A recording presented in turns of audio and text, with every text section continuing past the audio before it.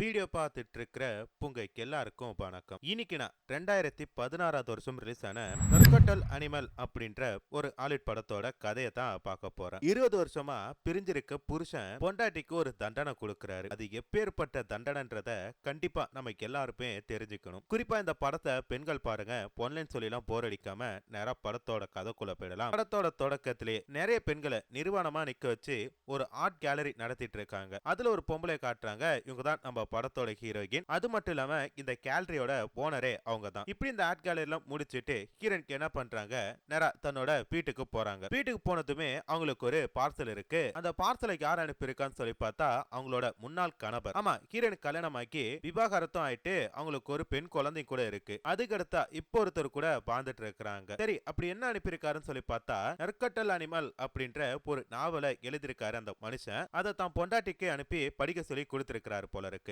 அப்ப இந்த இடத்துல இருக்க நிகழ்கால புருஷன் வந்துட்டு, அம்மாக்கு என்ன பார்சல், யார் அனுப்புனா அப்படின்னு சொல்லி கேக்குறப்ப, என்னோட எக்ஸ் ஹஸ்பண்ட் அனுப்பியிருக்காரு அப்படின்ற மாதிரி சொல்றாங்க. அட, அவனுக்கும் உனக்கு தான் டைவர்ஸ் ஆகி கிட்டத்தட்ட 19 வருஷத்துக்கு மேல ஆகுது, இன்னும் அவனுக்கு இந்த கதையெல்லாம் அனுப்பிட்டு இருக்கான் அப்படின்ற மாதிரி சொல்லிட்டு இந்த புருஷன்காரன் கேட்கிறப்ப, ஆமா என்ன பண்றது, அவனும் வருஷம் வருஷம் ஒரு கதை அனுப்பிட்டு தான் இருக்கான் அப்படின்ட்டு பொண்டாட்டிக்காரையும் சலிச்சுட்டு பதில் சொல்றான். அப்ப புருஷன் சொல்றான், இன்னைக்கு நைட்டு ஒரு பார்ட்டி இருக்கு, அதை முடிச்சிட்டு நான் மெக்சிகோல இருக்க ஒரு இடத்துக்கு போறேன் அப்படின்ற மாதிரி சொல்ல, ஆமா அப்படியே நீ வீட்டுல இருந்துட்டாலும் எல்லாத்தையும் கிழிச்சிருவ அப்படின்ற மாதிரி பொண்டாட்டி ஒரு ஏக்கத்தோடய சொல்றா. இதுல இருந்தே தெரியுது இவங்க ரெண்டு பேருக்குள்ளயும் வந்து பாத்தீங்கன்னா ஒரு அண்டர்ஸ்டாண்டிங் இல்லாம தான் பார்க்க போயிட்டு இருக்கு அப்படின்னு சொல்லிட்டு. இப்ப அப்படியே கட் பண்ணா அவங்க சொன்ன அந்த பார்ட்டிக்கு போறாங்க. அந்த பார்ட்டில ஹீரோனுக்கு என்ன பண்றாங்க, அவங்க ஹஸ்பண்டோட ஃப்ரெண்டோட ஒய்ஃபை பிடிச்சி பேசிட்டு இருக்கிறாங்க. அதுக்கு அந்த பொம்பளை என்ன சொல்றானா, ஆண்கள்ன்றது ஒரு குறிப்பிட்ட வயது வரைக்கும் தான் நம்ம கூட ஒன்னா இருப்பானுங்க, அதுக்கு அடுத்தது அவனுங்களுக்கு நம்ம சலிச்சு போயிடும், அதுக்கு அடுத்து அவனுங்க வேற பொண்ணை தேடி போயிட்டு இருப்பானுங்க. பாரு, என் புருஷன் பெரும் பணக்காரன், ஆனா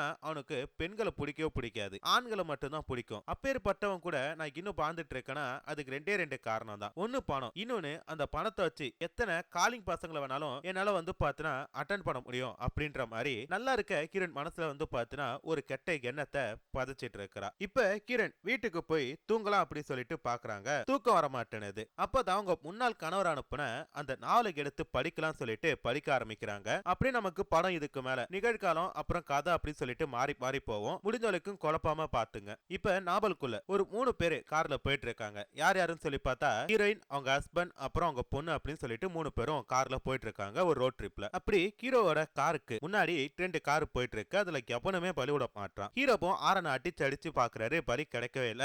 ஒரு கட்டத்துல என்ன பண்றாருன்னா காரனை வேகமா பிடிச்சு அழுத்தும் போது ஒரு காருக்காரன் பலி விட்டுட்டான். அப்படி போறப்ப அந்த எதிர்கார்ல இருந்தவங்க என்ன பண்றான், கிரண் பொண்ணை பார்த்து கிண்டல் பண்றான். உடனே இந்த குட்டி என்ன பண்றா, தன்னோட நடுவிரலை எடுத்து காட்டுறா. இதனால கடுப்பானவனுங்க 2 பேரும் என்ன பண்றானுங்க, போவர் சீனை போட்டு காரை நேரா ஹீரோட காருக்கு முன்னாடி நிறுத்திட்டு ஒழுங்கா கீழே இறங்கி வா அப்படின்ற மாதிரி சொல்றாங்க. ஹீரோக்கு பயம் வந்துட்டு கீழே இறங்கி வரமாட்டேன் அப்படின்ற மாதிரி சொல்றப்ப அந்த நேரத்துல அவனுக்கு என்ன பண்றானுங்க, கார் டயரை பஞ்சர் ஆக்கிட்டானுங்க. இதுக்கு மேல பிரச்சனை போயிட்டே தான் இருக்கும். நம்ம என்னன்னு சொல்லிட்டு கேப்போன்ட்டு வெளில வந்தா, இங்க பாரு என்ன பொண்ணை வளர்த்து வச்சிருக்க, நடு பிங்கர் எல்லாம் காட்டிட்டு இருக்கா, இதெல்லாம் தப்பு தெரியுமா, சரி உன் பொண்ணுக்கு பாடம் கொடுக்கணும், இறங்கு இறங்கு, உன் பொண்டாட்டியை நான் கூட்டிட்டு போறோம் அப்படின்ற மாதிரி சொல்றானுங்க. ஹீரோக்கு என்ன பண்ற தெரியல, அவர் அடிச்சு போட்டுட்டு அம்மா பொண்ணு 2 பேருமே கடத்திட்டு போயிட்டானுங்க. அப்போ ஒருத்தவங்க கிட்ட ரொம்ப கெஞ்சிரப்ப, சரி என் கூட பா அப்படின்ற மாதிரி சொல்லிட்டு காரை நீ தான் போட்டணும் அப்படின்னு சொல்லிட்டு ஒரு பக்கம் கூட்டிட்டு போறான். ரொம்ப தூரம் கூட்டிட்டு போயிட்டு இருக்கான். ஹீரோக்கு வந்து பாத்தீங்கன்னா இன்னைக்கு எவ்வளவு தூரம் தான் போகணும் அப்படின்னு சொல்லி கேட்கிறப்ப கொஞ்சம் தூரம் தான் சொல்லிட்டு போறான். ஒரு கட்டத்துக்கு மேல கடுப்பான ஹீரோ அவனை பிடிச்சு திட்டுறப்ப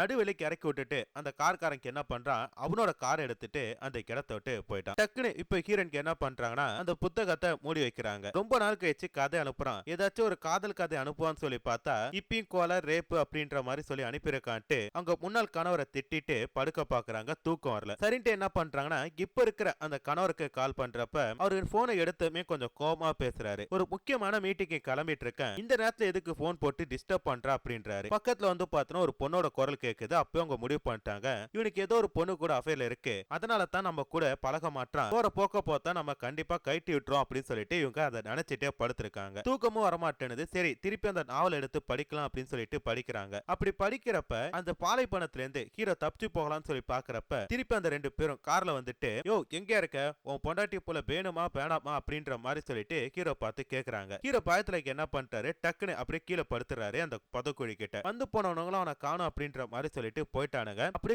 கொஞ்சம் கொஞ்சமா நடந்து ஹீரோ பிடிஞ்சதும் பக்கத்துல இருக்க ஒரு வீட்டுல போனை வாங்கி, இந்த மாதிரி என் பொண்டாட்டி புள்ளைய யாரோ கடத்திட்டான், நீங்க தான் சார் காப்பாத்தி கொடுக்கணும் அப்படின்ற மாதிரி கம்ப்ளைண்ட் கொடுக்க கொடுக்குறாரு. சரிப்பா பாத்துக்கலாம், நீ போய் ரெஸ்ட் எடு அப்படின்ற மாதிரி சொல்லிட்டு அவங்க அனுப்பி வைக்க நைட்டு முழுக்க தூங்காதனால பக்கத்துல இருக்க ஒரு ஹோட்டல்ல ரூம் எடுத்து தங்குறாரு. மறுநாள் போலீஸ்காரங்க என்ன பண்றாங்க, தம்பி நீ எந்த இடத்துக்கு போனியோ அந்த இடத்துக்கு என்ன கூட்டிட்டு போ, அப்பதான் உன் பொண்டாட்டி புள்ளைக்கு என்ன ஆச்சு அப்படின்ட்டு எங்களால கண்டுபிடிக்க முடியும் அப்படின்றப்ப சரின்ட்டு ஹீரோக்கு என்ன பண்றானா போலீஸ்காரங்க கூட கார்ல போயிட்டு இருக்காரு. அப்படி போயிட்டு இருக்கப்ப அவர் தப்பிச்சு அந்த பாலைவனத்தை பார்த்ததும் நடந்த எல்லாத்தையும் சொல்றாங்க. போலீஸ்காரங்களும் அப்படி விசாரிச்சுட்டு போகும்போதுதான் ஒரு வீட்ல ஒரு சோபா இருக்கு. அந்த சோபால அம்மா பொண்ணு 2 பேருமே நிர்வாணமா கொலை பண்ணி போட்டிருக்காங்க. இத படிக்கும் போது டக்குனு ஹீரோனுக்கு என்னடா இப்படி எல்லாம் கதை அனுப்பியிருக்கான் அப்படின்னு சொல்லிட்டு ஒருவேளை தான் பெத்த பொண்ணுக்கு ஏதாச்சும் ஆயிடுச்சோன்னு சொல்லிட்டு தான் பொண்ணுக்கு கால் பண்றாங்க. கால் பண்ண அந்த பொண்ணு அவங்க பாய் ஃப்ரெண்டு கூட பெட்ரூம்ல இருக்காங்க. ஏமா இந்த நேரத்துல போன் பண்ணிருக்க அப்படின்னு சொல்லி கேக்குறப்ப ஒண்ணு இல்லடி, அம்மாக்கு உன்னை பார்க்கணும் போல தோணுச்சு, அதான் கால் பண்ண, நீ ஃப்ரீயா இருந்தா சாட்டர்டே சண்டே வந்து என்ன பாக்குறியா அப்படின்றப்ப பாக்குறமா அப்படின்ற மாதிரி சொல்லிட்டு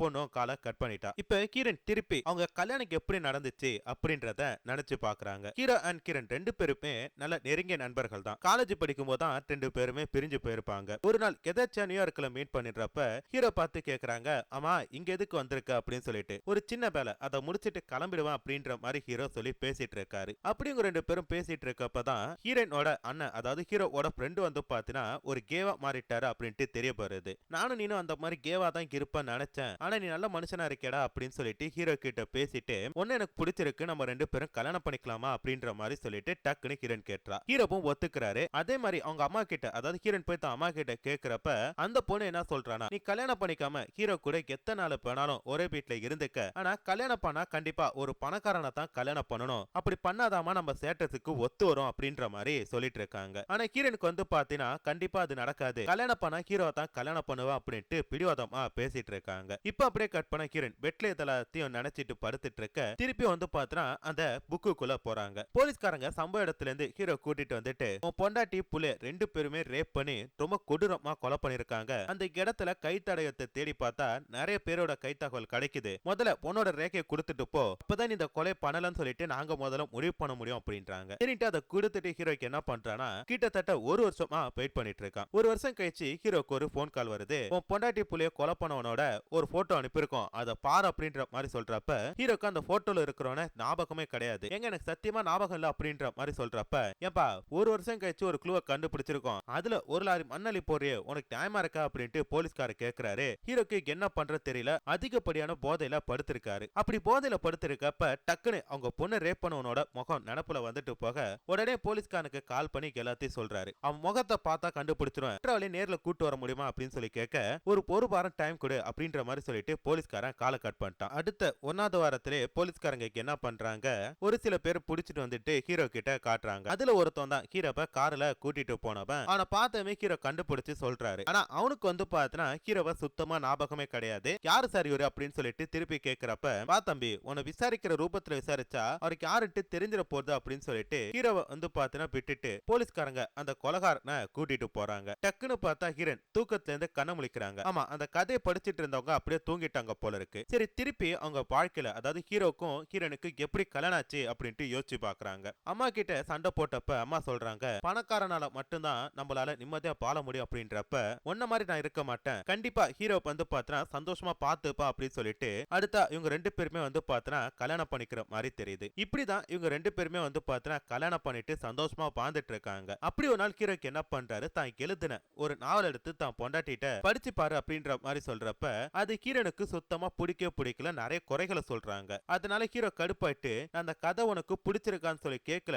படிக்க மட்டும் தான் கொடுத்தேன், என்னோட கிரியேட்டிவிட்டியை பத்தி நீ பேசாத அப்படின்ட்டு மூஞ்சில அடிச்ச மாதிரி பேசிட்டான். அப்பதான் அம்மாக்காரி சொன்னது ஞாபகம் வருது. அதனால ஒரே பாரத்துல டைவர்ஸ் பண்ணிட்டு இப்ப இருக்கிற அந்த புருஷனை கல்யாணம் பண்ணிட்டு நிம்மதியா வாழ்ந்துட்டு இருக்கிறா. ஹீரோனுக்கு என்னன்னு தெரியல, தூக்கமே வரமாட்டேனுது. ஆபீஸ்க்கு போறா. அந்த ஆபீஸ் என்ட்ரன்ஸ்ல ஒரு போர்டு வச்சிருக்காங்க, அதுல தி ரிவெஞ்ச் அப்படின்ட்டு எழுதிருக்கு. உடனே அங்க இருக்கிறவங்களை கூட்டு ஆமா இந்த போர்டுக்கு யார் வச்சா அப்படின்ட்டு சொல்லி கேட்கிறப்ப மேடம் இந்த போர்டு கிட்டத்தட்ட 5 வருஷமா நம்ம கம்பெனில தான் இருக்கு, நீங்க தான் வச்சீங்க, ஏன் ஞாபகம் இல்லையா அப்படின்னு சொல்லி கேட்கிறப்ப ஓ நான் தான் வச்சனா அப்படின்ற மாதிரி சொல்லிட்டு நேரா மீட்டிங் போறா. அங்க கூட வந்து பார்த்தா ஹீரோனால நார்மலா இருக்க முடியல, அந்த புக்கோட ஞாபகமா தான் இருக்கு. உடனே வீட்டுக்கு வந்து அந்த புக் எடுத்து படிக்கலாம் அப்படின்னு சொல்லிட்டு பாக்குறா. அப்ப போலீஸ்காரங்க ஒரு விஷயத்த சொல்றாங்க, ஒருத்தனை கைது பண்ணியாச்சு, ஒருத்தனை வந்து பார்த்தா என்கவுண்டர்ல போட்டு தலையாச்சு, இன்னும் ஒருத்தன் மட்டும் தான் இருக்கான், அவனை கண்டுபிடிச்சு போய் போலீஸ்ட கொடுத்துட்டோன்னு வச்சுக்க நம்ம கேஸ் முடிஞ்சிரும் அப்படின்ற மாதிரி சொல்லிட்டு ஹீரோ என்ன பண்றாங்கன்னா கூட்டிட்டு அந்த கொலகாரனை கண்டுபிடிக்கிறாங்க. ஆனா அவனுக்கு வந்து பார்த்தா ஹீரோவை சுத்தமா ஞாபகமே கிடையாது. அதனால அவனுக்கு எதிராக இருக்க எல்லா ஆதாரத்தையும் ஹீரோ பெரட்டிட்டு போயிட்டு கோர்ட்ல குடுக்குறாரு. ஆனா கோர்ட் என்ன பண்ணுது, இவனுங்க எல்லாருமே நிரபராதி அப்படின்ற மாதிரி சொல்லிட்டு விடுதலை பண்ணிட்டு, இதனால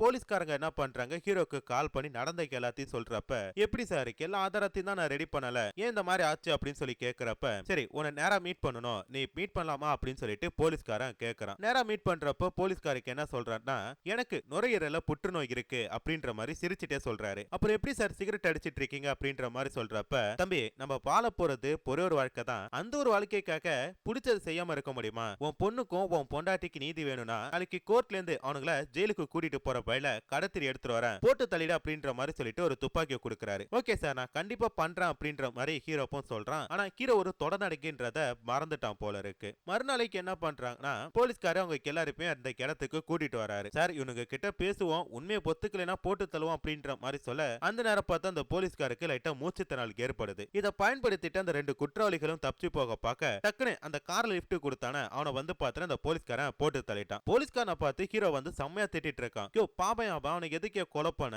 ஒரு உயிரோட அர்த்தம் உனக்கு தெரியுமா அப்படின்ற மாதிரி சொல்லி கேட்க, டேய் நானா இந்த நாட்டுக்கு சுதந்திரம் வாங்கி கொடுத்தவன போட்டு தானே பொறுக்கி புறம்போக்கு எச்சக்கலை அதை தானே போட்டு தானே, நான் இப்படி பார்த்தா உன் பொண்டாட்டி புள்ளைய கொலை பண்ணதுக்கு நீ தான் அவனை பழி வாங்கணும், நான் வாங்கிட்டு இருக்கேன் பாரு அப்படின்ற மாதிரி சொல்லிட்டு துப்பாக்கி அவன் கையில கொடுக்கறாரு. போ அவன் எந்த பக்கம் வந்தாலும் அவனை போட்டு தள்ளிடு அப்படின்னு சொல்ல, ஹீரோக்கு என்ன பண்றாரு, நேரா தான் பொண்டாட்டி புள்ளையோட டெட் பாடி எடுத்து அந்த இடத்துக்கு போறாரு. அங்க போனதுமே அந்த இடத்துல அவன் இருக்கான். ஹீரோ பார்த்து கேக்குறான், யோ பெருசு யாரியா நீ, உன் பொண்டாட்டி புள்ளைய ரேப் பண்ணி கொலை பண்ண சத்தியமா எனக்கு ஞாபகமே கிடைக்கல, என்ன பண்றது அது 10ல 11, ஆனா இந்த மாதிரி நீ துரத்திட்டு வரும்னு சொல்லிட்டு நான் எதிர்பார்க்கல, அதுவும் நீ சரியான ஒரு கோலையாச்சே, உன் கையில துப்பாக்கி இருக்கலாமா, அந்த துப்பாக்கி கொடு அப்படின்னு சொல்லிட்டு ஒரு கம்பி எடுத்து ஹீரோ அடிக்கிறதுக்காக பாரப்ப, டக்குனு ஹீரோக்கு என்ன பண்ணிட்டானா துப்பாக்கியால சுட்டுட்டாரு. அவனும் சாகறதுக்கு முன்னாடி டக்குனு கையில இருக்கிற இரும்பு எடுத்து ஹீரோ அடிக்க, ஹீரோ அப்படியே மயக்கம் போட்டு விழுந்துட்டார். மறுநாள் ஏஞ்சு பாக்குறப்ப பக்கத்துல அவனை கொலை பண்ணி டெட் பாடி கிடக்கும் போது பயத்துல ஏஞ்சு போனவர் கால் தடுக்கி கீழே விழுந்து தன்னைத்தானே துப்பாக்கியால சுட்டு இறந்து போயிட்டாரு. இந்த கதையை படிச்சிட்டு இருக்க ஹீரோனுக்கு, எப்பா இந்த மாதிரி ஒரு கதையை கண்டிப்பா வாழ்க்கையில படிக்க கூடாது, தலை கிரிகிரின்னு வருதுரா அப்படின்ற மாதிரி சொல்லிட்டு போய் ஒரு குளியல போட்டு வரும் அப்படின்ற மாதிரி சொல்லிட்டு குளிச்சிட்டு இருக்காங்க. குளிச்சு முடிச்சதும் அவங்க ஹஸ்பண்டுக்கு ஒரு மெசேஜ் அனுப்புறாங்க, உன் கதையை இப்பதான் படிச்சு முடிச்சேன், வேற லெவல்ல ரைட் பண்ணிருக்க, இதுல அன்பு காதல் கீப்பு இறக்கம் எல்லாமே இருக்கு, நீ ஃப்ரீயா இருந்தா சொல்லு பாரு, செவ்வாய்க்கிழமை உன்னை மீட் பண்றான் அப்படின்ற மாதிரி சொல்றப்ப, சரி எத்தனை மணிக்கு மீட் பண்ணலாம் அப்படின்ட்டு அவங்க ஹஸ்பண்ட் ஒரு ரிப்ளை பண்றாரு. 6 மணிக்கு மீட் பண்ணலாம் அப்படின்ட்டு ஒரு ஹோட்டலோட அட்ரஸ் கொடுக்குறாங்க. அதே மாதிரி செவ்வாய்க்கிழமை வருது. ஹீரோனும் குளிச்சு அழகா அவங்க ஹஸ்பண்டுக்கு பிடிச்ச கலர்ல ட்ரெஸ் போட்டுட்டு அவங்க சொன்ன ஹோட்டல்ல வந்து பார்த்தா ரொம்ப நேரமா வெயிட் பண்ணிட்டே இருக்காங்க. ஹீரோ பருவாரு அப்படின்ற மாதிரி சொல்லி பாக்குறாங்க. ஆனா கடைசி வரைக்குமே வந்து பார்த்தா ஹீரோ பரப்பே இல்ல. அப்பதான் ஹீரோனோட கண்ணை காட்டுறாங்க. கிட்டத்தட்ட 19 வருஷமா ஹீரோக்கு எந்த வலியை அனுபவிச்சுட்டு இருந்திருப்பாரோ அந்த ஒரு வலியை கடைசி ஒரு நிமிஷத்துல ஹீரோ கொடுத்துட்டாரு அப்படின்ற மாதிரி சொல்லி இந்த படத்தோட கதையை முடிச்சிட்டாங்க.